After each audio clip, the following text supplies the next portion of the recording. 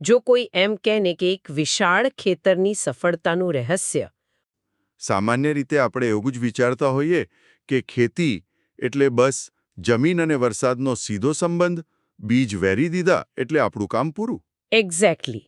પણ આજે આપણે આ જ માન્યતા તોડવાના છીએ. The art of nursery bed cultivation. કે આ નર્સરી બેડ કોઈ બીજ માટેના વીઆઈપી રૂમ અથવા તો સ્પેશિયલ ટ્રેનિંગ કેમ્પ જેવા છે. અરે વાહ, આ વીઆઈપી રૂમવાળી સરખામણી બહુ મસ્ત છે. ખરું ને? કારણ કે મુખ્ય ખેતરમાં જતા પહેલા બીજને બધી જ લક્ઝરી અને સુરક્ષા પૂરી પાડવામાં આવે છે. હા, અને એનું કારણ એ છે કે નર્સરી બેડ એ ખરેખર માત્ર કોઈ માટીનો ઢગલો નથી હોતો. તે જમીન, ઓક્સિજન, તાપમાન અને પાણીનું એકદમ સચોટ અને વૈજ્ઞાનિક મિશ્રણ હોય છે. બીજને શરૂઆતમાં જ આટલું કંટ્રોલ્ડ વાતાવરણ મળે ને તો પાકની પરિપક્વતાનો સમય ઘટી જાય છે. એટલે કે મુખ્ય ખેતરની તૈયારી કરવા માટે ખેડૂતને ખાસ્સો એવો વધારે ટાઈમ મળી જાય, રાઈટ? હા, એકદમ સાચી વાત છે. પણ જુઓ, મને અહીં એક સવાલ એ થતો હતો કે આ વીઆઈપી ટ્રીટમેન્ટ સાંભળવામાં તો બહુ સરસ લાગે છે, પણ શું આનાથી એક સમાન ગુણવત્તાવાળા છોડ ઉછેરવામાં ખરેખર કોઈ મદદ મળે છે? આટલી મહેનતનું કોઈ મોટું રિઝલ્ટ ખરું? હા, 100% મળે છે. વિચારો કે હજારો બીજને આખા ખેતરમાં વિખેરી દઈએ તો બધાનું ધ્યાન રાખવું તો અશક્ય બની જાય ને. હા, એ તો છે. પણ એક નાની અને મર્યાદિત જગ્યામાં છોડની સંભાળ લેવી બહુ સહેલી થઈ જાય છે. જ્યારે આટલા નાના વિસ્તાર પર ધ્યાન આપીએ ત્યારે દરેક બીજની જરૂરિયાત પૂરી કરી શકાય. અચ્છા. એટલે પરિણામે આપણને એકદમ તંદુરસ્ત અને એક સમાન રોપાઓ મળે છે. મતલબ કે આપણે બીજને શરૂઆતથી જ મજબૂત બનાવીએ છીએ. તો હવે આ વીઆઈપી રૂમની ડિઝાઇન વિશે વાત કરીએ. મેં સ્ત્રોતમાં કેટલાક આંકડાઓ જોયા જે બહુ રસપ્રદ હતા. ચોક્કસ. જેમ કે આ પથારીઓની લંબાઈ 3 થી 5 મીટર હોય છે અને પહોળાઈ લગભગ 0.45 થી 1.20 મીટર જેટલી રાખવામાં આવે છે. બરાબર. અને હા, એ બનાવતા પહેલા બધું નીંદણ અને પથ્થરો દૂર કરીને જમીન સમતલ કરવી પડે. હા, પણ અહીંયા મને એક મોટો પ્રશ્ન થયો. સ્ત્રોતમાં એવું સ્પષ્ટ લખ્યું છે કે આ માટીની પથારી જમીનથી 15 થી 20 સેન્ટીમીટર ઊંચી રાખવામાં આવે છે. તો જમીનને સાદી અને સપાટ કેમ નથી રાખતા? આટલો ઢગલો કરવાની શી જરૂર? જો, આ બહુ જ વ્યાજબી પ્રશ્ન છે. અને આનો સીધો જવાબ છે પાણીનું વ્યવસ્થાપન. ઓહ, એટલે ડ્રેનેજ માટે. હા, એક્ઝેક્ટલી. પથારી ઊંચી હોય એટલે પિયત વખતે વધારાનું પાણી આસાનીથી નીકળી જાય. જો જમીન સપાટ હોય તો પાણી ભરાઈ રહે. અને ભરાયેલું પાણી બીજ માટે ખરાબ હોય. બિલકુલ. વધારે પાણી બીજ માટે અત્યંત નુકસાનકારક હોય છે. એટલે આ ઊંચાઈ એક જાતની એડવાન્સ ડ્રેનેજ સિસ્ટમ છે જે બીજને ડૂબી જવાથી બચાવે છે. વાહ, હવે સમજાયું. એટલે વરસાદ વધારે પડે તો પણ વાંધો ના આવે. અને પોષણ માટે પણ પેલું ખાતર ઉમેરે છે ને? સ્ત્રોત પ્રમાણે દર ચોરસ મીટરે 10 થી 15 કિલો જેટલું કુદરતી ખાતર ભેળવવામાં આવે છે. હા, અને બીજને આમ આડાવડા નથી નાખતા, એકદમ સીધી હરોળમાં જ વાવવામાં આવે છે. બરાબર છે. અને મેં એ પણ નોંધ્યું કે બે પથારીઓ વચ્ચે 30 થી 40 સેન્ટીમીટરની જગ્યા રાખવી ફરજિયાત છે. આ પણ કંઈક કારણસર જ હશે. હા, એ ખાલી જગ્યા કોઈ ડિઝાઇન માટે નથી છોડવામાં આવતી. એ ખરેખર ચાલવા માટેનો રસ્તો છે. અચ્છા. એટલા માટે કે તમે ત્યાં ચાલીને ખાતર કે પાણી આપી શકો અને નીંદણ કાઢી શકો. જો જગ્યા ના હોય તો કામ કરતી વખતે રોપાઓ પગ નીચે કચડાઈ જાય. સાચી વાત છે. મતલબ કે બધું જ એકદમ ગણતરીપૂર્વક થાય છે. તો આ આખી પ્રક્રિયાનો સારાંશ કાઢીએ તો એવું કહી શકાય કે આ પ્રકારની માળખાગત તૈયારી અને શરૂઆતની કાળજી લાંબા ગાળે બહુ જ ફાયદાકારક છે. એકદમ સાચી વાત. આનાથી જમીન અને સમય બંનેનું ઉત્તમ મેનેજમેન્ટ થઈ જાય છે. ખૂબ જ સરસ. તો આ આખી વાતને જોતા મને એક બહુ જ ઊંડો વિચાર આવે છે. ખેતીની આ પદ્ધતિ આપણને એક બહુ મોટો સિદ્ધાંત શીખવે છે. કયો સિદ્ધાંત? જો માત્ર પર્યાવરણને સહેજ કંટ્રોલ કરવાથી અને શરૂઆતમાં આવું સુરક્ષિત માધ્યમ આપીને નાના બીજમાંથી આટલા સ્વસ્થ છોડ મેળવી શકાતા હોય, તો શું પ્રકૃતિની આ પદ્ધતિ અન્ય જૈવિક કે માનવીય વિકાસની પ્રક્રિયાઓમાં પણ આટલી જ ચોકસાઈથી લાગુ પાડી શકાય? માટીનો એક નાનો ખોબો લઈએ એટલે અંદર બહારથી તો એકદમ શાંત દેખાય. બિલકુલ શાંત દેખાય. પણ હકીકતમાં ત્યાં એક અદ્રશ્ય યુદ્ધ ચાલી રહ્યું હોય છે. કે નર્સરીનો નવો છોડ વાવતા પહેલા માટીમાં ચાલતું આ યુદ્ધ કેવી રીતે જીતવું. હા, અને આ બહુ જ અગત્યનો વિષય છે. સાચી વાત છે. એટલે હું વિચારતી હતી કે કોઈ ઇમારત ચણવી હોય તો પાયો મજબૂત જોઈએ ને. તેના પર ગમે તેટલો સુંદર આરસપહાણ લગાવવામાં આવે, પણ જો પાયો કાચો હશે તો બધું નકામું. નર્સરી માટે માટી એ જ પાયો છે. એક્ઝેક્ટલી. જ્યારે આપણે નવા છોડ ઉછેરવાની વાત કરીએ ત્યારે માટી માત્ર એક આધાર નથી. મતલબ એ તો છોડનું આખું જગત છે. સ્ત્રોતોમાં દર્શાવ્યા મુજબ જુઓ, નર્સરી માટે જગ્યા પસંદ કરતી વખતે યોગ્ય પ્રકાશ અને પાણીનો સ્ત્રોત નજીક હોવો જરૂરી છે. એ તો બેઝિક વસ્તુઓ છે. હા, પણ સૌથી મોટો પડકાર એ છે કે માટી ફળદ્રુપ હોવાની સાથે જંતુમુક્ત પણ હોવી જોઈએ. હવે જુઓ, પ્રકાશ અને પાણી તો સમજ્યા, પણ આ જંતુમુક્ત માટીનો ખ્યાલ મને થોડો પેચીદો લાગે છે. અચ્છા, એ કેવી રીતે? કેવી રીતે ગણી શકાય? હા, અને ત્યાં જ પેલા અદૃશ્ય ખતરાની વાત આવે છે. વાત જાણે એમ છે કે માટીમાં એવા અસંખ્ય સૂક્ષ્મજીવો હોય છે જે નવા અને એકદમ કુમળા છોડ માટે ઘાતક સાબિત થઈ શકે છે. ઓહો, એટલે કે સીધો હુમલો જ કરે છે? બિલકુલ. આ માટે જમીનનું શુદ્ધિકરણ એટલે કે સ્ટેરિલાઇઝેશન કરવું પડે છે. આ આખી પ્રક્રિયામાં ફોર્માલ્ડિહાઇડ છે, પછી ક્લોરોપાઇક્રેન છે, મિથાઇલ બ્રોમાઇડ અને વાપામ જેવા રસાયણો પાણીમાં ભેળવીને છાંટવામાં આવે છે. અચ્છા, દવા છાંટ્યા પછી જમીનને 2-3 દિવસ સુધી પેલી પોલિથીન શીટથી ઢાંકી દેવામાં આવે છે. હા, ઢાંકવી જ પડે. પણ થોપો, માટીને પોલિથીનથી ઢાંકવાની, એનાથી તો અંદર ગરમી એકદમ વધી જશે ને. આ તો માટી બાટેના કોઈ ક્વોરન્ટાઇન ઝોન જેવું લાગે છે. સાચું કહું તો ક્વોરન્ટાઇન કરતાં પણ આને એક મિની ગેસ ચેમ્બર કહેવું વધુ યોગ્ય રહેશે. હે? Gas chamber? ગેસ અંદર જ રહેશે. બરાબર. આ ગેસ માટીના કણે-કણમાં ઘૂસીને અંદર છુપાયેલા નીંદણ અને નુકસાનકારક જંતુઓનો પૂરેપૂરો સફાયો કરે છે. ઓકે. તો પછી 2-3 દિવસ પછી આ શીટ હટાવીને જમીનને સળંગ 7 દિવસ સુધી એમ જ કેમ ખુલ્લી રાખવામાં આવે છે? એ બહુ સારો પ્રશ્ન છે. એટલે ગેસ ચેમ્બર બનાવ્યું અને જંતુ મરી ગયા તો સીધા બીજ વાવીને કામ પૂરું કેમ નથી કરતા? 7 દિવસની રાહ કેમ જોવાની? જુઓ, જો તરત જ સીધા બીજ વાવવામાં આવે ને તો એ ગેસ ચેમ્બરની અસર બીજને જ બાળી નાખશે. અરે બાપરે! હા, જે રસાયણ આટલા કઠોળ જંતુઓનો નાશ કરી શકે છે તે કુમળા બીજ માટે પણ એટલું જ ઘાતક હોય છે. આ 7 દિવસનો સમય માટીને ફરીથી શ્વાસ લેવા દેવા માટે છે. મતલબ કે રસાયણોની ઝેરી અસરને હળવી કરવા માટે. બિલકુલ. અને વધેલા ગેસને હવામાં વિખેરાઈ જવા દેવા માટે છે, જેથી પેલા નવા બીજ માટે એક સુરક્ષિત વાતાવરણ તૈયાર થાય. એટલે કે આખું એક રીસેટ બટન દબાવવાની વાત છે અહીંયા. હા, સાવ સાચી વાત છે. આ ઉપરાંત આપણા સ્ત્રોતો ફૂગ અને જંતુઓ પરના એક લક્ષ્યાંકિત હુમલાની પણ વાત કરે છે. માટીમાં જન્મેલી ફૂગને રોકવા માટે કાર્બેન્ડેઝિમ અને કોપર ઓક્સીક્લોરાઇડ વપરાય છે.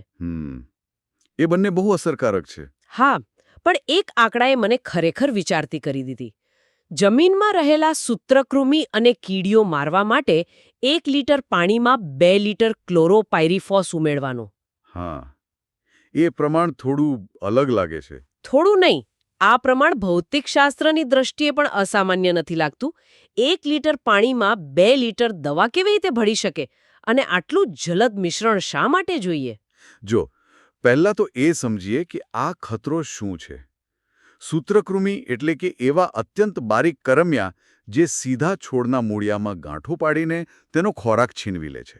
અચ્છા, એ મૂળિયા સુધી પહોંચી જાય છે? હા, અને આ જંતુઓ માટીના ઉપરના સ્તર પર નથી હોતા. તેઓ 15 થી 20 સેન્ટીમીટર ઊંડે છુપાયેલા હોય છે. આથી પેલો સામાન્ય છંટકાવ કામ નથી આવતો. ઓકે, તો આ 1 લીટર પાણી અને 2 લીટર દવાનું ગણિત કેવી રીતે કામ કરે છે? આ છે ને એક અત્યંત સાંદ્ર એટલે કે હાઈલી કોન્સન્ટ્રેટેડ સોલ્યુશન છે. અહીં પાણીનો ઉપયોગ માત્ર દવાને જમીનની અંદર ધકેલવા માટેના એક વાહક તરીકે થાય છે. અચ્છા, પાણી માત્ર કેરિયર છે. બરાબર. આટલું જલદ મિશ્રણ એટલા માટે જરૂરી છે કારણ કે માટીના કણો વચ્ચે રહેલી હવામાં થઈને આ દવાની વરાળ છેક 15 થી 20 સેન્ટીમીટર ઊંડે સુધી પહોંચવી જોઈએ. હવે સમજાયો. જો મિશ્રણ આછું હોય ને તો તે મૂળ સુધી પહોંચતા પહેલા જ પોતાની અસર ગુમાવી દેશે અને જંતુઓ બચી જશે. મતલબ કે સ્વસ્થ છોડના ઉછેર માટે ફક્ત સારા બીજનું જ મહત્વ નથી, પરંતુ આ જમીનની યોગ્ય પસંદગી અને આટલું અત્યંત કાળજીપૂર્વકનું, અને સાચું કહું તો આક્રમક રાસાયણિક શુદ્ધિકરણ ખરેખર અગત્યનું છે. 100% વાત છે. પાયો એકદમ ચોખ્ખો અને સચોટ હોવો જોઈએ. બિલકુલ. આખી પ્રક્રિયા જમીનમાંથી નુકસાનકારક તત્વોને ઊંડાણમાંથી શોધીને દૂર કરવા અને નવા જીવને વિકસવા માટે એક સુરક્ષિત અને ચેપમુક્ત વાતાવરણ આપવા માટે જ છે. જમીન શુદ્ધિકરણ વિશે વાત કરવાના છીએ. એટલે કે આપણે સમજીશું કે જમીનને ખરેખર કેવી રીતે રોગમુક્ત કરાય. હા, અને આ બહુ જ રસપ્રદ વિષય છે. કારણ કે મોટે ભાગે જમીનને શુદ્ધ કરવાનો અર્થ લોકો એવો કાઢે છે કે બસ અંદર રહેલી બધી જ ખરાબ જીવાતોનો નાશ કરી દેવો. બરાબર. પણ આપણું આજનું મિશન એ સમજવાનું છે કે માત્ર ખરાબ તત્વોનો નાશ નથી કરવાનો, પણ માટીમાં રહેલા જે ઉપયોગી તત્વો છે ને તેને પણ બચાવવાના છે. એકદમ સાચી વાત છે. આ એક બહુ જ નાજુક સંતુલન છે. જો આપણે ભૌતિક પદ્ધતિઓ જોઈએ તો એ ક્યારેક ફાયદા કરતાં નુકસાન વધુ કરી શકે છે. એટલે હું વિચારતી હતી કે ભૌતિક પદ્ધતિઓથી તમારો મતલબ પેલી ગરમી આપવાની રીત છે? હા, બિલકુલ. જેમ કે નર્સરી પથારી માટે માટી અને રેતીને શુદ્ધ કરવા ઓટોક્લેવ પદ્ધતિ વપરાય છે. હવે આમાં થાય છે એવું કે માટીને એક મોટા ઓવનમાં 121 ડિગ્રી સેલ્સિયસ તાપમાને લગભગ 30 મિનિટ માટે રાખવામાં આવે છે. 1 મિનિટ ઉભા રહો. 121 ડિગ્રી. આ તો એટલે રસોડું સાફ કરવા માટે આખા ઘરમાં આગ લગાડવા જેવી વાત થઈ ગઈ. હા, એવું જ કહી શકાય. આ પ્રક્રિયા નીંદણના તમામ બીજ અને સૂક્ષ્મજીવોનો સંપૂર્ણ નાશ કરે છે. એટલે મારું કહેવું એમ છે કે આટલું ઊંચું તાપમાન માટી માટે જરૂરી એવા સારા તત્વોને નુકસાન નહીં પહોંચાડતું હોય. પેલા મિત્ર સૂક્ષ્મજીવોનું શું થતું હશે? અને અહીં રસપ્રદ વાત એ છે કે આ જ તો આ ઓટોક્લેવ પદ્ધતિની સૌથી મોટી મર્યાદા છે. આ પ્રચંડ ગરમી જમીનને સંપૂર્ણપણે રોગમુક્ત તો કરે છે, પણ સાથે તેને સાવ નિર્જીવ પણ બનાવી દે છે. હા, એટલે તે સારા અને ખરાબ વચ્ચે કોઈ ભેદ નથી રાખતી? બરાબર. વળી આનો મોટા પાયે અમલ કરવો પણ બહુ મુશ્કેલ છે. કોઈ આખા ખેતરને તો ઓવનમાં નાખી ના શકે ને. એટલે જ ખેતરોમાં ઘણી જગ્યાએ સોલેરાઇઝેશનનો ઉપયોગ થાય છે. સોલેરાઇઝેશન એટલે સૂર્યની ગરમીનો ઉપયોગ, રાઈટ? હા, સૂર્યપ્રકાશથી જમીનને ધીમે ધીમે તપાવવામાં આવે છે. પણ જો અતિશય ગરમીથી માટીના સારા અને ખરાબ બંને તત્વ નાશ પામતા હોય તો કોઈ બીજો રસ્તો શોધવો પડે. એટલે કે આપણે માત્ર ખરાબ રોગાણુઓને જ કેવી રીતે લક્ષ્ય બનાવી શકીએ? જુઓ, અહીં જૈવિક યુદ્ધ કામ આવે છે. એટલે કે આપણે બાયો એજન્ટ્સનો ઉપયોગ કરી શકીએ. દાખલા તરીકે માટીમાં ટ્રાઇકોડર્મા નામની ફૂગ ઉમેરવામાં આવે છે. ટ્રાઇકોડર્મા એટલે કેટલી માત્રામાં? સામાન્ય રીતે 10 થી 25 ગ્રામ પ્રતિ ચોરસ મીટરના દરે તેને માટીમાં સારી રીતે ભેળવવામાં આવે છે. 1 મિનિટ. અહીં મને બહુ મોટી ગૂંચવણ ઊભી થઈ છે. આપણે જમીનને રોગમુક્ત કરવા માટે તેમાં એક પ્રકારની ફૂગ જ ઉમેરી રહ્યા છીએ. હા, એવું જ છે. પણ સામાન્ય રીતે તો ફૂગ એટલે જ પાકને સડાવી નાખનાર તત્વ એવું જ મનાય છે ને? તો આ તો રોગ સામે લડવા રોગને જ આમંત્રણ આપવા જેવું નથી લાગતું? હા, દેખીતી રીતે એવું લાગે, પણ હું સમજાવતો તો એમ આ ટ્રાઇકોડર્મા કોઈ સામાન્ય ફૂગ નથી. આ એક શિકારી ફૂગ છે જે જમીનથી ફેલાતા રોગાણુઓને બહુ જ અસરકારક રીતે નિયંત્રિત કરે છે. અરે વાહ! પણ એ કામ કેવી રીતે કરે છે? જ્યારે તેને માટીમાં નાખવામાં આવે છે ને, હા, ત્યારે તે ખરાબ રોગાણુઓને શોધીને તેની આસપાસ વીંટળાઈ જાય છે. અને પછી ખાસ પ્રકારના એન્ઝાઇમ્સ છોડે છે જે પેલા ખરાબ જીવાણુઓની કોષ દિવાલને ઓગાળી નાખે છે. અદ્ભુત! એટલે આપણે ખેતરમાં રક્ષકોની એક આખી સેના તૈનાત કરી રહ્યા છીએ જે દુશ્મનોને વીણીને મારે છે. બિલકુલ સચોટ ઉદાહરણ આપ્યું. હા. આ બાયો એજન્ટો માટીની અંદર એક સૂક્ષ્મ યુદ્ધ ચલાવે છે. તો પછી જો આ સેના આટલી સક્રિય હોય તો આપણે તેને માટીમાં ઉમેર્યા પછી તરત જ બીજ વાવી શકીએ? ના, અહીં સમયની ગણતરી બહુ જ મહત્વની છે. બાયો એજન્ટ માટીમાં ઉમેર્યા પછી તરત બીજ નથી વાવવાના. ઓહ, તો કેટલો સમય રાહ જોવી પડે? ઓછામાં ઓછા 2 થી 3 દિવસ. આ જીવંત સજીવો છે એટલે તેમને માટીમાં પોતાનું સ્થાન જમાવવા અને ફેલાવા માટે થોડો સમય આપવો પડે છે. સમજાયું. એટલે 2-3 દિવસમાં ટ્રાઇકોડર્મા જમીનમાં ફેલાઈને એક સુરક્ષા કવચ બનાવી લે છે અને ત્યાર પછી જ બીજનું વાવેતર કરવું જોઈએ. હા, અને આ જ કારણે આ પદ્ધતિ લાંબા ગાળા માટે બહુ જ ફાયદાકારક સાબિત થાય છે.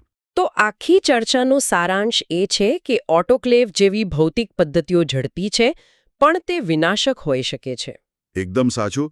જ્યારે ટ્રાઇકોડર્મા જેવી જૈવિક પદ્ધતિ વધુ સંતુલિત અને ચોક્કસ છે, તે જમીનની જીવંતતા જાળવી રાખે છે. ખરેખર. સામાન્ય રીતે જ્યારે આપણે ખેતી વિશે વિચારીએ ને ત્યારે એક શાંત અને હરિયાળું ખેતર મનમાં આવે. હા, એકદમ કુદરતી અને સુંદર દૃશ્ય. પણ સાચું કહું તો જમીનની અંદરનું વાતાવરણ એક નિર્દય યુદ્ધના મેદાન જેવું હોય છે. જો એક નાના બીજને કોઈ પણ સુરક્ષા વિના આ મેદાનમાં ઉતારી દેવામાં આવે ને તો તેનું ટકી રહેવું લગભગ અશક્ય છે. બિલકુલ. આપણે એ જ સમજવું છે કે બીજને જમીનમાં વાવતા પહેલા તેને કયા પ્રકારના આધુનિક બખ્તર અને શક્તિ આપવામાં આવે છે.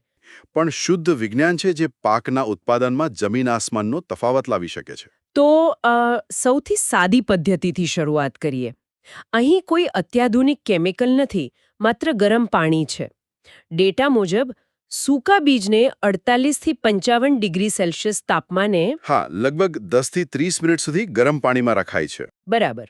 તો શું આ બીજને ઊંઘમાંથી જગાડવા માટે અપાતી કોઈ સ્પા ટ્રીટમેન્ટ જેવું છે? કારણ કે ફક્ત ગરમ પાણીથી શું ફરક પડે?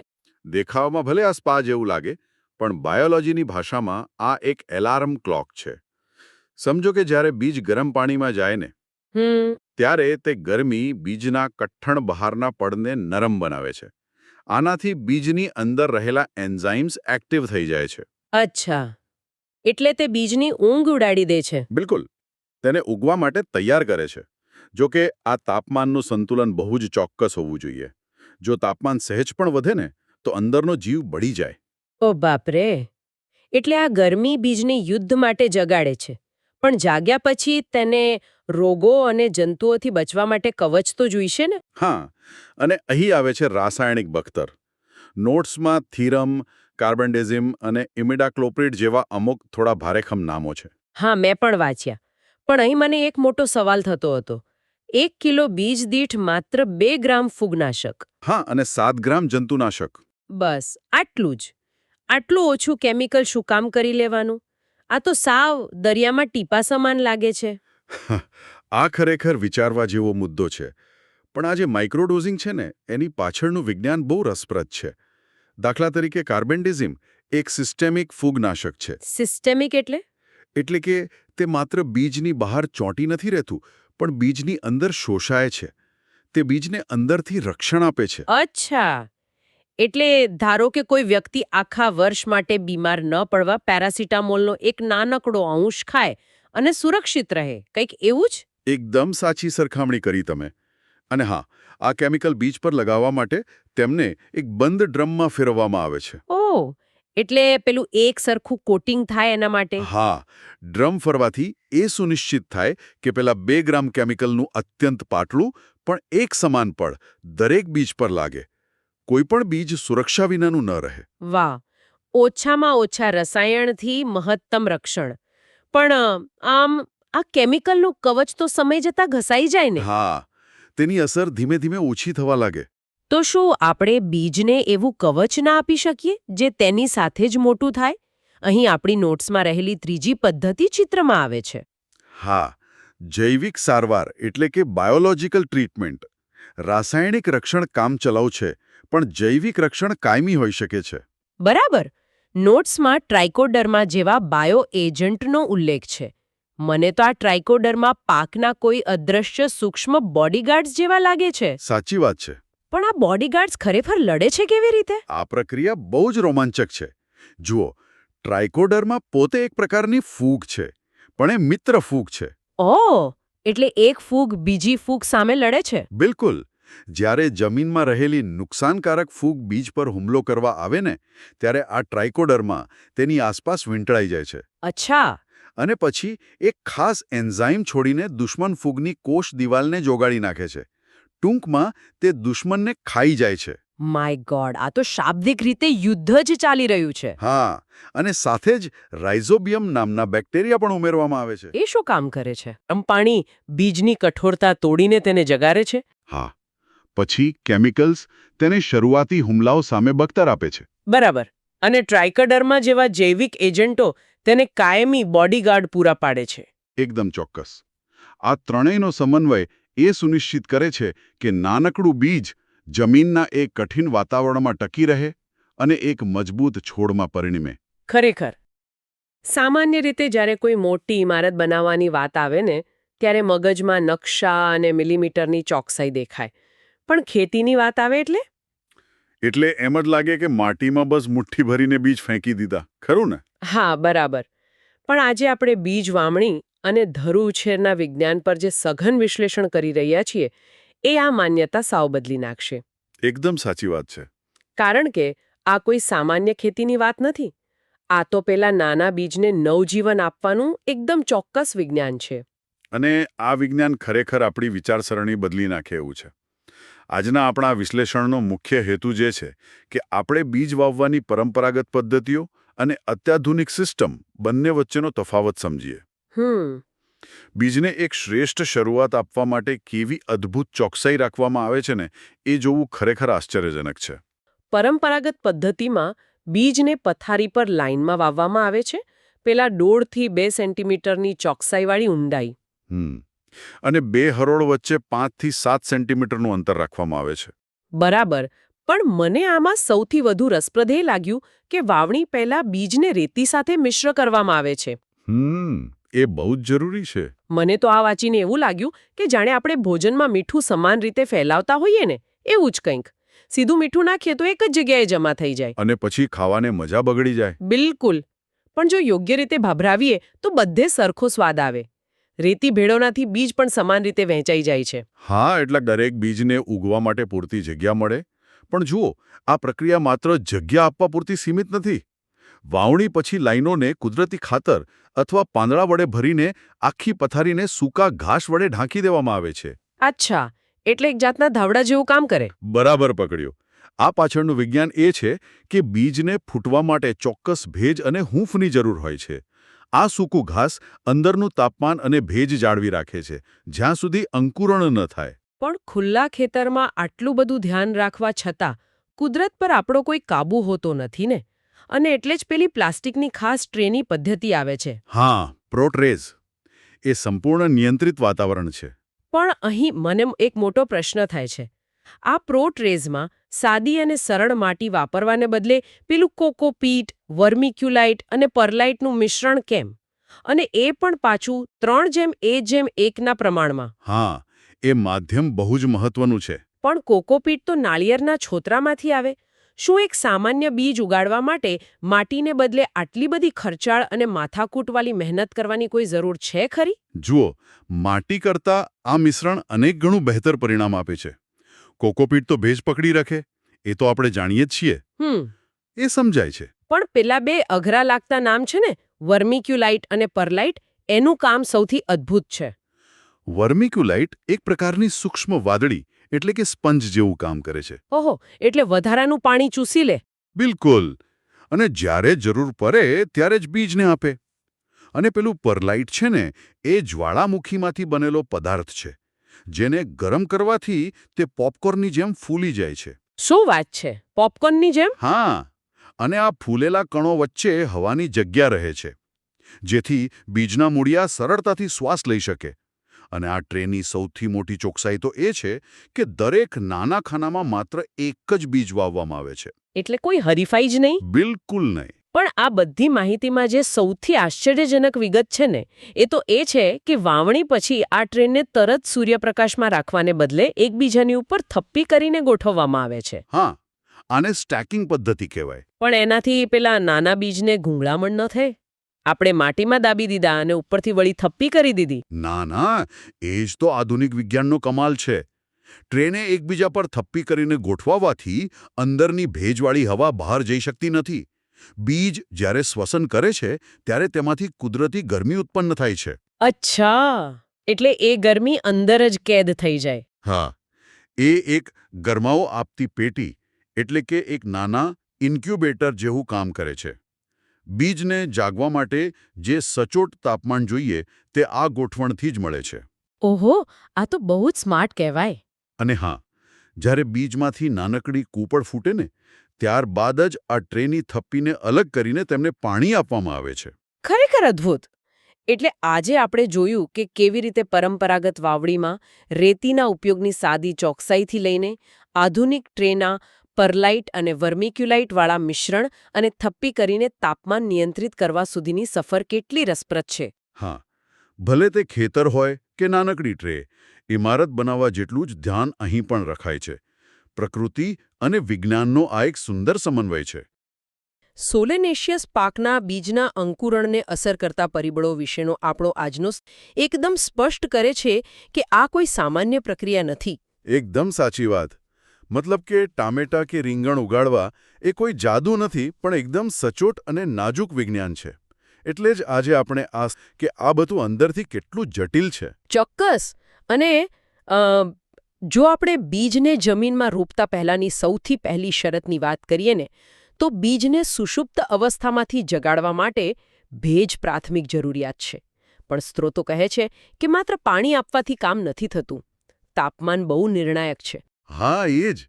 મેં પણ સ્ત્રોત વાંચ્યો ત્યારે હું એવું જ વિચારતો હતો કે આ બીજ પેલા આળસુ લોકો જેવા છે.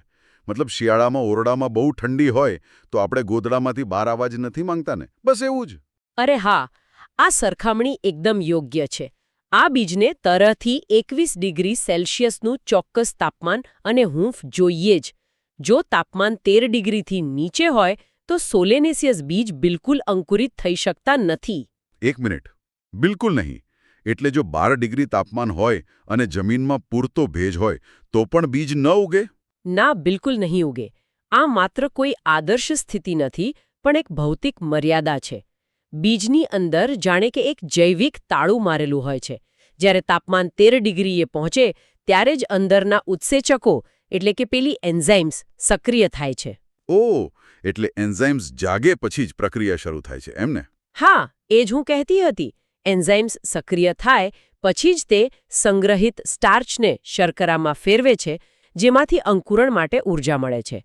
આ ચોક્કસ ગરમી વગર ભલે ગમે તેટલું પાણી હોય, એન્ઝાઇમ્સ તાળાબંધીમાં જ રહે છે. એટલે તાપમાન અને ભેજ યોગ્ય હોય પછી બીજ જાગી જાય. પણ ત્યાર પછી પણ ખેડૂત માટે તો એક બહુ મોટું જોખમ ઊભું જ હોય છે ને. સ્ત્રોતોમાં માણસ દ્વારા લેવાતા નિર્ણયો જેમ કે વાવણીનો સમય અને ઊંડાઈ વિશે બહુ ભાર મૂકવામાં આવ્યો છે. સાચી વાત છે. વાવણીનો સમય કોઈ ચોક્કસ જાત માટે પાકની સફળતા નક્કી કરે છે, જે હવામાન અને જમીન પર આધાર રાખે છે. પણ સૌથી રસપ્રદ અને જોખમી બાબત છે બીજ વાવવાની ઊંડાઈ. સોલેનેશિયસ બીજ કદમાં ખૂબ જ નાના હોય છે. હા, રાઈના દાણા જેટલા જ નાના હોય છે લગભગ. બરાબર. એટલે જ સ્ત્રોત સ્પષ્ટપણે જણાવે છે કે આ બીજને 2 સેન્ટીમીટરથી વધુ ઊંડા વાવવા જોઈએ નહીં. નહીતર તે ઉગવામાં નિષ્ફળ જાય છે. બાપરે, માત્ર 2 સેન્ટીમીટર! એ તો 1 ઇંચ કરતાં પણ ઓછું થયું. પણ જો ભૂલથી 3 કે 4 સેન્ટીમીટર ઊંડા વવાઈ ગયા હોય તો એવું તે શું થાય કે બીજ સાવ નિષ્ફળ જ જાય? કારણ કે એમની અંદર જે પેલી શર્કરાની ઊર્જા સંગ્રહિત હોય છે ને, જેની આપણે હમણાં વાત કરી, તે અત્યંત મર્યાદિત હોય છે. જો એ 2 સેન્ટીમીટરથી નીચે દટાયેલા હોય તો સૂર્યપ્રકાશ સુધી પહોંચવા માટે માટીને ધક્કો મારવામાં જ તેમની બધી ઊર્જા ખતમ થઈ જાય છે. અરે રે! એટલે બીજ જમીનની અંદર જ દબાઈને મરી જાય? બિલકુલ. તો પછી કોઈ એવું વિચારે કે ભાઈ આટલું બધું જોખમ લેવું અને જમીનમાં દબાઈ જવું, એના કરતાં બીજને સાવ ઉપર જ સપાટી પર પાથરી થઈએ. પણ જો એમ કરીએ તો નવી જ સમસ્યા ઊભી થતી હશે ને? હા જ. જો સાવ સપાટી પર કે ઓછી ઊંડાઈએ વાવવામાં આવે તો પક્ષીઓ તરત જ તેમને જોઈ જાય છે અને તે તેમનો ખોરાક બની જાય છે. અને બીજું એ કે જમીનનું સૌથી ઉપરનું સ્તર બહુ જ જલ્દી સુકાઈ જાય છે. એટલે જો ભેજ જતો રહે તો પેલી એન્ઝાઇમ્સની પ્રક્રિયા ફરી અટકી જાય? એકદમ સાચું. એટલે આ એક ખૂબ જ સાવચેતીભર્યું સંતુલન છે. નીચે દબાઈને ઊર્જા ખતમ થવી અને ઉપર રહીને પક્ષીઓનો શિકાર બનવું.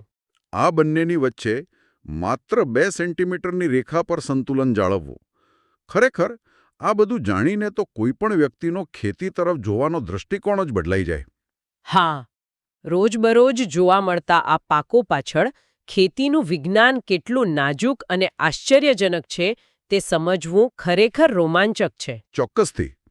માત્ર તાપમાનનો 8 ડિગ્રીનો ગાળો અને 2 સેન્ટીમીટરની ઊંડાઈની મર્યાદા આ બતાવે છે કે આ નાનકડા બીજની અંદર કુદરતની રચના કેટલી સચોટ છે. સામાન્ય રીતે જ્યારે આપણે કોઈ બી બીજ હાથમાં લઈએ ત્યારે તે એકદમ સાધારણ અને પેલું શું કહેવાય સાવ નિર્જીવ કાંકરા જેવું લાગે છે. ઘઉંનો દાણો હોય કે રાઈનું બીજ બસ શાંત પડ્યું હોય. હા, બિલકુલ. બહારથી ભલે એ સંપૂર્ણપણે શાંત લાગે, પણ અંદરથી એવું નથી હોતું. વાસ્તવમાં એ નાના અમથા કવચની અંદર જીવનને ટકાવી રાખવા માટે એક ખૂબ જ જટિલ સંઘર્ષ ચાલતો હોય છે. આપણે બીજ જીવ વિજ્ઞાન અને તેની જાળવણી અંગેના જે સ્ત્રોતો જોયા એના પરથી મને એ જ સમજાયું કે આ કોઈ સામાન્ય પ્રક્રિયા નથી. સાચી વાત. બીજને ઉગાડવું એટલે બસ એને જમીનમાં ફેંકી દેવું એવું જરાય નથી. એક રીતે જોવા જઈએ તો ખેતીની આખી રમત ટકી રહેવા અને હા, છેતરપિંડી વિશે છે. છેતરપિંડી. અને આ સફરની સૌથી પહેલી અડચણ તો પેલું બીજનું પોતાનું કવચ જ હોય છે ને, મતલબ કે બીજાવરણ. હા, એ જ તો. ઉત્ક્રાંતિની દ્રષ્ટિએ આ કવચ ખૂબ જરૂરી છે. દાખલા તરીકે, શિયાળાની વચ્ચે ક્યારેક કમોસમી વરસાદ પડે તો આ કવચ બીજને તરત ઉગી નીકળતા રોકે છે. અચ્છા, એટલે કે ખોટા સમયે ઉગીને એ નાશ ન પામે એના માટે. બરાબર. તે ખરાબ હવામાન પસાર થવાની રાહ જુએ છે. પણ હું એ વિચારતો હતો કે શું એ આશ્ચર્યજનક નથી કે જે કવચ બીજનું રક્ષણ કરવા માટે બન્યું છે તે જ તેને ઉગતા રોકે છે. આ તો જાણે કોઈ તિજોરીની ચાવી તિજોરીની અંદર જ રહી ગઈ હોય એવું છે. બહુ સરસ ઉદાહરણ આપ્યું. અને આ જ કારણસર આપણે બહારથી એક તિજોરીનું તાળું તોડવું પડે છે. કવચ એટલું મજબૂત હોય છે કે અંકુરણ શરૂ કરવા માટે જરૂરી પાણી અને ઓક્સિજન અંદર પ્રવેશી જ નથી શકતા. બરાબર, એટલે આપણે એને તોડવું પડે. હા, એટલે ખેતીમાં આ કવચને તોડવા કે પોચું કરવા બીજને પાણીમાં પલાળવામાં આવે છે, યાંત્રિક રીતે ભંગાણ કરવામાં આવે છે અથવા તો એસિડમાં પણ પલાળવામાં આવે છે. ઓહો, રાજુઓ, એસિડ તો વસ્તુઓને બાળી નાખે ને. તો પછી એસિડમાં પલાળવાથી બીજની અંદર રહેલો પેલો નાજુક જીવ મરી કેમ નથી જતો? હું સમજાવું. આખી વાત સમય અને પ્રમાણની છે. એસિડનો ઉપયોગ ખૂબ જ નિયંત્રિત રીતે થાય છે. એનો હેતુ માત્ર બહારના કઠણ પડને નબળું પાડવાનો છે, અંદરના જીવ સુધી પહોંચવાનું નહીં. અચ્છા, એટલે પડ નબળું પડે અને તરત ઓક્સિજન અંદર પ્રવેશે. બિલકુલ. પણ માની લો કે કવચ તૂટી ગયું, તો પણ કેટલીકવાર બીજ ઉગવાની ના પાડી દે છે. પેલી નોંધમાં બટાકાના કંદનું ઉદાહરણ હતું, ખબર છે? હા, એ ધીમે ધીમે નિષ્ક્રિય થઈ જાય છે એ વાળું. હા, આ નિષ્ક્રિયતા દૂર કરવા તેમને રસાયણોથી જાણે કે જગાડવા પડે છે. ત્યાં થાયોયુરિયા અથવા તો જિબ્રેલિન્સના 0.5 થી 1 ppm સોલ્યુશનમાં ડૂબાડવાની વાત હતી. પણ આ પીપીએમ એટલે શું? અને આ રસાયણો અંદર જઈને ખરેખર કરે છે શું? ppm એટલે પાર્ટ્સ પર મિલિયન. સાવ સરળ ભાષામાં કહું તો લાખો પાણીના ટીપામાં માંડ એક ટીપું આ રસાયણનું હોય. વાહ, આટલી નાની માત્રા? હા, એટલી નાની માત્રા પણ બીજને જગાડવા માટે પૂરતી છે. જો આ જિબ્રેલિન્સ એક પ્રકારના પ્લાન્ટ હોર્મોન્સ છે. જ્યારે બીજ આના સંપર્કમાં આવે છે ત્યારે તે બીજને છેતરીને એવો રાસાયણિક સંકેત આપે છે કે હવે વસંત ઋતુ આવી ગઈ છે. એટલે વાતાવરણ સુરક્ષિત છે એવું બીજને લાગે. સાચી વાત. આ સંકેત મળતા જ બીજ અંદર રહેલા સ્ટાર્ચને તોડીને ઊર્જામાં ફેરવવાનું શરૂ કરી દે છે. અરે વાહ! એટલે પહેલા આપણે ભૌતિક તિજોરી તોડી પછી રસાયણોથી બીજના રાસાયણિક એલાર્મને છેતરીને એને જગાડ્યું. પણ જો બીજ જાગી જાય તો પણ સફર ક્યાં સરળ છે? બિલકુલ નહીં. સંગ્રહની આખી પ્રક્રિયા વાંચીને તો મને એવું લાગતું હતું કે આ કોઈ ખેતી નહીં પણ યુદ્ધનું મેદાન છે. બીજનો સંગ્રહ એ સમય અને દુશ્મનો સામેની સતત લડાઈ છે ને? 100%. સંગ્રહ દરમિયાન બીજની અંકુરણ ક્ષમતા એટલે કે સ્વસ્થ છોડ બનવાની એની તાકાત સમય જતાં ધીમે ધીમે ઘટતી જાય છે. અને આ સમયગાળો દરેક પાક પ્રમાણે અલગ અલગ હોય. એટલે બીજ એક રીતે સમય સામે દોડી રહ્યું છે. હા, અને એ ઉપરાંત ઉંદર અને જીવાત જેવા દુશ્મનો તો ખરા જ. એ બીજને તોડીને કે ખાઈને સીધું નુકસાન પહોંચાડે છે. અને પેલા અદૃશ્ય દુશ્મનો પણ મોટા પાયે નુકસાન કરે છે. નોંધમાં હતું ને કે બેક્ટેરિયા અને ફૂગનું સંયોજન બીજની અંદર જઈને તેને અંકુરિત થતા પહેલા જ ખતમ કરી નાખે છે. જો સંગ્રહ સ્થાનમાં ભેજ કે તાપમાન યોગ્ય ન હોય તો આ સૂક્ષ્મજીવો બીજની અંદરની ઊર્જા ખાઈ જાય છે. એટલે જ્યારે આપણે બીજ વાવીએ ત્યારે તેમાંથી કશું જ ઉગતું નથી. એટલે યોગ્ય વ્યવસ્થાપન વિના તો આખી ખાદ્ય સુરક્ષા જોખમમાં મુકાઈ જાય. હા, એટલે જ બીજનું રક્ષણ કરવું એ માનવજાતના પોતાના રક્ષણ સમાન છે. ચોક્કસ. જો આજે આપણે ટામેટાનો છોડ વાવીએ ને તો થોડા જ સમયમાં સરસ મજાનું સલાડ તૈયાર થઈ જાય. પણ જો એના જ જૈવિક પિતરાઈભાઈ એવા બટેટાને બરાબર એ જ દિવસે વાવીએ તો શું મળશે ખબર છે? માત્ર ખાલી માટી. હા, સાચી વાત છે. ખાલી માટી જ મળે. બરાબર ને? રીંગણા, મરચા અને બટેટાના વાવણી સમયપત્રકને સમજવાનો પ્રયત્ન કરીશું. અને આ બહુ જરૂરી પણ છે, કારણ કે આ બધા રોજિંદા વપરાશના શાકભાજી છે. હા, એક્ઝેક્ટલી. એટલે ચાલો આને વિસ્તારથી સમજીએ. આજે આપણે માત્ર તારીખો જ નહીં પણ આ ખેતીના સમયપત્રકની જે રસપ્રદ દુનિયા છે ને એમાં ઊંડા ઉતરીશું. ચોક્કસ. કારણ કે વિજ્ઞાનની ભાષામાં આ બધા જ એક સમાન પરિવારના સભ્યો છે, જેને સોલેનેશિયસ વર્ગ કહેવાય છે. સોલેનેશિયસ એટલે પેલા નાઇટશેડ એરિવારના સભ્યો, રાઈટ? હા, એ જ નાઇટશેડ. પણ આશ્ચર્યની વાત એ છે કે પરિવાર એક હોવા છતાં ખેતરમાં એમનું વર્તન સાવ અલગ હોય છે. અરે એ જ તો સૌથી મોટી નવાઈ છે ને, જેમના વાવેતરનો સમય બિલકુલ સમાન છે. બિલકુલ. જેમ કે ટામેટા, રીંગણા અને મરચા. હા, હું આ 3 પાકોને પેલા સદાબહાર મિત્રો સાથે સરખાવું છું, જે દરેક પરિસ્થિતિમાં સાથ આપે. તો આ 3 પાકોની ખેતી માટે મુખ્યત્વે કઈ 3 ઋતુઓ ફાળવવામાં આવી છે? અહીં સૌથી આકર્ષક બાબત એ છે કે આ ત્રણેય પાકોને વર્ષમાં 3 વખત વાવી શકાય છે. 3 વખત? અરે વાહ! હા, મતલબ પહેલો ચોમાસુ પાક, જે જૂનથી જુલાઈ મહિનામાં લેવાય છે. બરાબર, જૂનથી જુલાઈ. પછી આવે શિયાળુ પાક. એનો સમય છે સપ્ટેમ્બરથી ઓક્ટોબર વચ્ચેનો. અને છેલ્લે ઉનાળુ પાક, જે કદાચ ડિસેમ્બરની આસપાસ આવતો હશે, ખરું? હા, એકદમ સાચું. ડિસેમ્બરથી જાન્યુઆરી દરમિયાન ઉનાળુ પાક લઈ શકાય. એટલે કે આ જાણે એવા છે જેમને ઋતુઓ સાથે બહુ વાંધો નથી, ગમે ત્યારે કામ કરવા તૈયાર હોય. હા, એમની લવચિકતા બહુ સરસ છે. અને આનું કારણ એ છે કે આ ત્રણેયમાં ફળ જમીનની ઉપર ઉગે છે. અચ્છા, ડાળીઓ પર, રાઈટ? કે તાપમાનમાં વધઘટ થાય તો પણ હવામાં રહેલા ફળો પોતાને વાતાવરણ સાથે અનુકૂળ કરી લે છે. એટલે આ 3 પાકો તો જબરદસ્ત સર્વાઈવર્સ નીકળ્યા. પણ જુઓ, અગાઉના આ 3 પાકોની આટલી લવચિકતા જોયા પછી હવે એક એવા પાક તરફ વળીએ જેનો સમય ઘણો ચોક્કસ છે. અહીં એક ખરેખર રસપ્રદ વાત આવે છે. બટેટા વિશે વાત કરો છો ને? હા, બટેટા. મતલબ બટેટા પણ એ જ સોલેનેસિયસ પરિવારનો ભાગ છે, છતાં તે અન્ય 3 પાકોની જેમ બારેમાસ કેમ નથી વવાતા? આ એક મોટો વિરોધાભાસ છે. જો આપણે આને મોટા ચિત્ર સાથે જોડીએ ને તો સમજાશે કે બટેટાની જૈવિક રચના ડાળીઓ પર નહીં પણ જમીનની અંદર કામ કરે છે. ઓહ, એટલે પેલું કંદ સ્વરૂપે જે વિકાસ થાય એ. બરાબર. બટેટા જમીનની અંદર કંદ તરીકે વિકસે છે, એટલે એમને ચોક્કસ તાપમાન જોઈએ. જો વાતાવરણ ગરમ હોય તો છોડ પોતાની બધી ઊર્જા માત્ર પાંદડા ઉગાડવામાં જ વાપરી નાખે. અચ્છા, એટલે જમીનની અંદર બટેટાનો વિકાસ અટકી જાય એમ? હા, જમીનની અંદર સ્ટાર્ચ ભેગો થવાની પ્રક્રિયા જ અટકી જાય. એટલે જ બટેટા માટેનો સમયગાળો અત્યંત મર્યાદિત છે. એટલે એવું કહી શકાય કે બટેટા તાપમાનના મામલે બહુ નખરાળા છે? તો પછી એક્ઝેક્ટલી કયા મહિનામાં બટેટા વવાય છે? જો વહેલી પાકતી જાત હોય ને તો ઓક્ટોબરના પ્રથમ પખવાડિયામાં જ વાવણી કરવી પડે છે. પ્રથમ પખવાડિયું? મતલબ માત્ર 15 દિવસનો જ સમય મળે? હા, બસ 15 જ દિવસ. બાપરે, આ તો બહુ કડક સમયપત્રક કહેવાય. અને જો મુખ્ય પાક લેવો હોય તો? મુખ્ય પાક માટેનો સમય પણ બહુ લાંબો નથી. એ ઓક્ટોબરથી નવેમ્બર મધ્ય સુધીનો જ હોય છે. અચ્છા, એટલે માંડ 1.5 મહિનો. જો આ સમયગાળો ચૂકી જાય તો ગરમ જમીનને કારણે આખું વર્ષ બગડી શકે, રાઈટ? સાચી વાત છે. અને આ જ બાબત ખેતીને એક ચોક્કસ વિજ્ઞાન બનાવે છે. એક બાજુ અનુકૂલન સાધતા પાકો છે અને બીજી બાજુ એકદમ સંવેદનશીલ પાકો.